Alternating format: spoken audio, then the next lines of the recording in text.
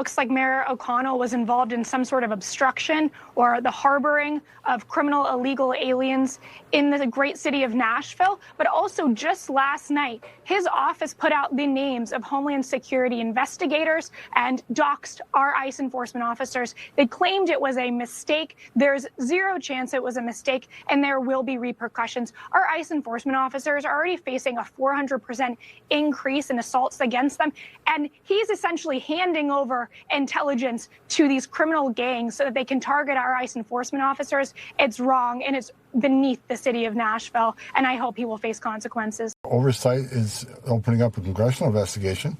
I cannot confirm or deny if ICE is investigating him, but we'll see where it plays out. And it isn't just what he says, it's what he does. So, I plan on going to Nashville in the near future, and I said that from day one, that, we're going to hit every sanctuary city. Everybody that wants to push back against ICE, we're going to pay a lot of attention to them, because why? It's not a threat. But if you're going to support criminal aliens walking the street, then we know there's a problem there. We don't have that problem like Florida. We got Governor DeSantis 287G across the state. So we can spend less resources in Florida knowing we have a system to get criminal aliens in every jail in that state. But when we got places like Nashville who's pushing against us getting the bad guy, that's where we got to concentrate our resources to make those streets safer. He ought to be thanking ICE for arresting the criminal aliens they arrested.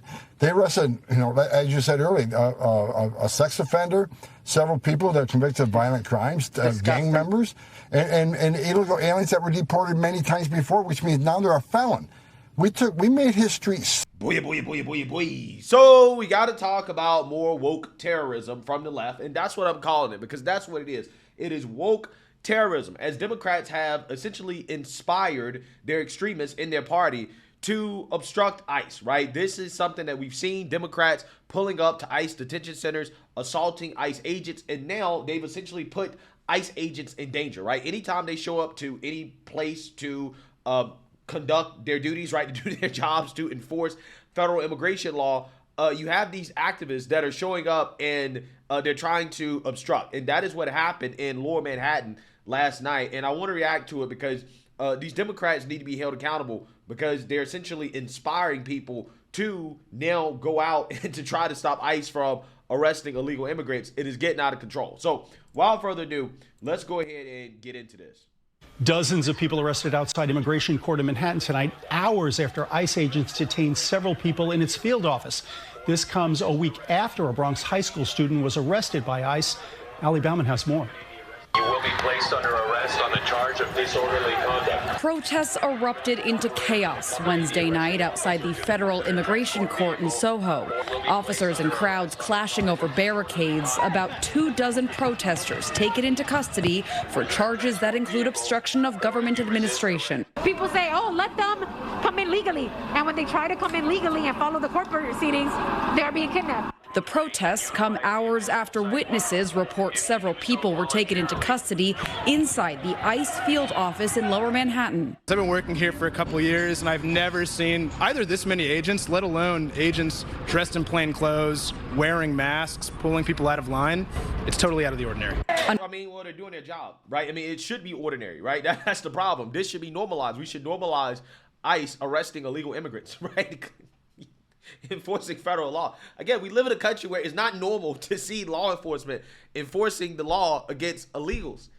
Again, this is, it blows my mind. It really does. I don't understand these people. I really don't. I don't get it. Under the Trump administration, advocates say it is becoming increasingly common for ICE to arrest and detain migrants at their immigration court hearings.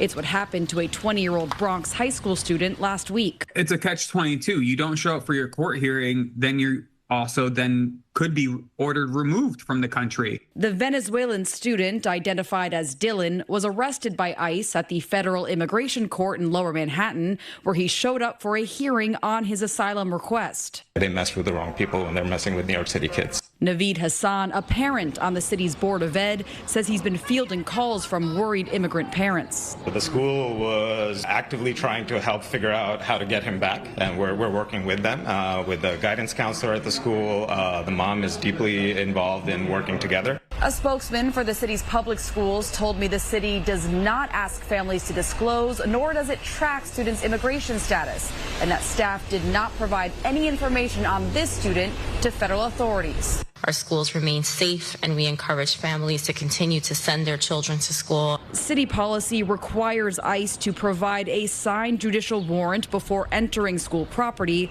which City Hall says has not ever happened under this administration. In Soho, Ali Bauman, CBS News, New York. See, here's the thing. These people are boo-hoo-whining and crying, right? But if these sanctuary cities actually worked with the federal government, they wouldn't have to go through all this, right? They signed up for it. Tom Holman warned these people so many times. If you do not comply, then we're going to have to do stuff that you don't want us to do, right? They told you we're going to have to go in your neighborhoods. We're going to have to take measures that are going to be controversial in order to enforce immigration law if you don't cooperate. So they're just effing around and finding out, right? That's essentially what's happening. And then they're boo-hoo-whining, they're showing up to the court hearings. Well, again, they wouldn't have to do this if you cooperated, right? If you cooperated, they would have to do it. They told you 1,000 times. If you cooperate, we don't have to do this, okay? We can do this the easy way or we can do this the hard way. They chose to do it the hard way, and now they're boo-hoo-whining and crying when they find out, yeah, there are consequences, and that Tom Holman and the Trump administration, they were not playing around, okay? So with that being said, we got to go out to Nashville. We covered this story about ICE agents conducting sting operations in Nashville, and that has upset the woke activists. So now you have the woke mayor of Nashville, Freddie O'Connell, being accused of obstructing ICE. Okay, there's a couple different allegations here, which is that this guy, along with the other woke leaders of the city, set up what they call the Belonging Fund, right, in which he's been accused of funneling taxpayer dollars into this fund that is used to harbor and to help illegal immigrants, right, evade ICE. Also, on top of that, he's been accused of doxing ICE officers by releasing information about interactions that ICE is having, okay, in the area. And yeah, this is the type of stuff that Democrats do, right? This is sneaky stuff that they're doing. And, you know, it's just crazy to me that they think they can get away with this. But this is what they're doing. The Trump administration is trying to send them a message that, hey, if you continue to do this, you're going to face consequences. So without further ado, let's get into it. Well, the debate ramps up between Nashville Mayor Freddie O'Connell and Tennessee lawmakers over ICE activity in the city. Nashville released a detailed play-by-play of 35 instances the Metro Nashville Police Department had with immigration.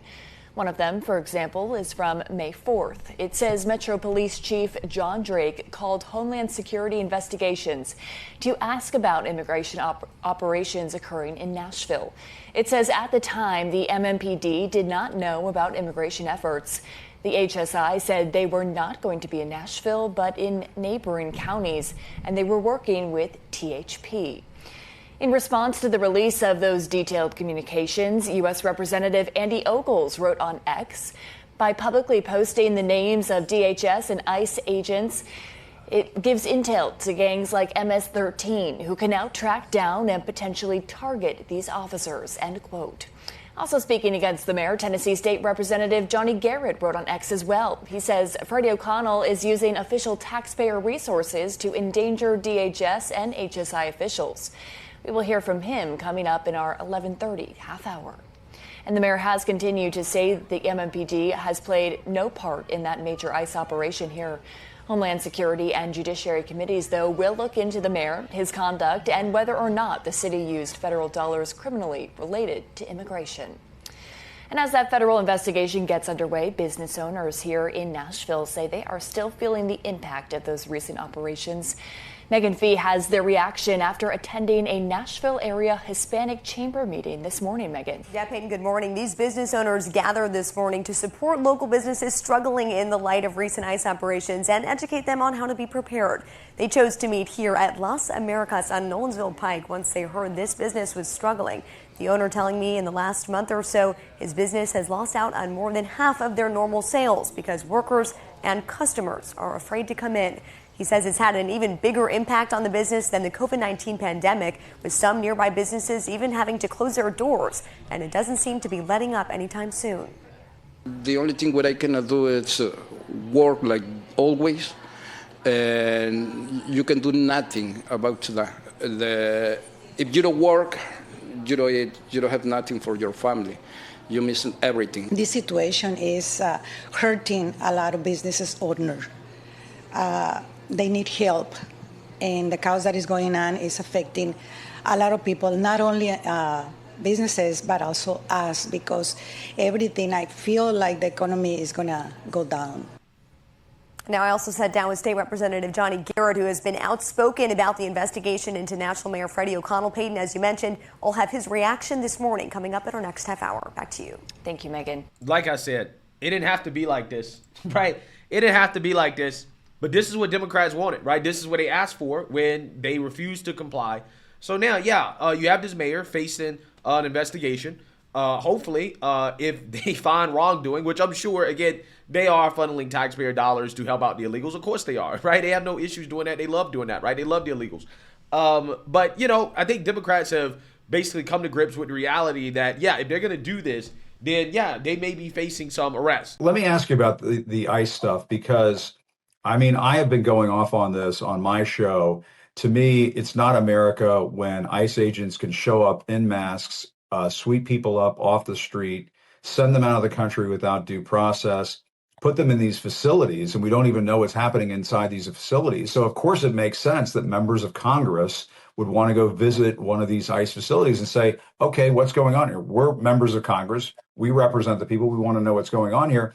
And then there's this scuffle where they're giving these members of Congress a hard time. And I'm worried about folks like yourself, Congresswoman, because I have to assume that, of course they would like to arrest you and some of the others who are more outspoken in the House. That's just me thinking that. No, you're absolutely right. It's interesting because my deputy chief, who's quite young, still has his grandmother, who he calls this particular one Nene. And so I was having to go to El Paso. After I got done in DC, I had to go to El Paso to testify in federal court as relates to the redistricting that was done in 2020 in the state of Texas. Yeah. And his grandmother did not know why we were going to El Paso, but she thought we were going to a detention facility. That I don't know about Jasmine going, because they want to lock her up and they probably going to grab her and throw her in too. And so, it is sad that people are fearful and that they are looking at people like me and really scared, because they know that there is a target on my back when you have the president of the United States who consistently drops my name and gets... Yeah, what's that all about? Yeah, so if you don't obstruct ICE, okay, if you don't try to barge into ICE detention centers, if you don't try to assault ICE agents, then you don't have to worry about arrest, right? But again, Democrats are now freaking out about potential arrest due to the fact that they are breaking the law, and they don't think that they should be held accountable, right? They didn't think that the Trump administration would actually try to hold them accountable. But we've seen the Trump administration go after Democrats, like, for example, LaMonica McIver, who assaulted an ICE agent while trying to break into an ICE detention facility. And I think that is kind of sent a message to the Democrats that, this is a real thing, right? This is something that the Trump administration is not just going to let slide.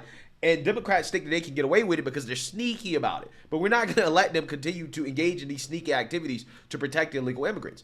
Because like I said, they had an opportunity to comply. They chose not to. They chose the route of obstruction. And now they have to face the consequences. So, I'm not sure, if Democrats are living in fear, so to speak. But if they are, then, hey, maybe they should, because you should not be out here breaking the law, right? If you don't break the law, if you don't obstruct, okay, if you allow the federal government to enforce immigration laws, in fact, if they were smart, they'd be working with the Trump administration in order to do it, then you ain't got to worry about it. But again, if you're going to get in the way, then there are going to be consequences. That's just the reality here. So let me know what you guys think. Make sure you like, comment, and subscribe. Most importantly, share a Black conservative perspective. Peace.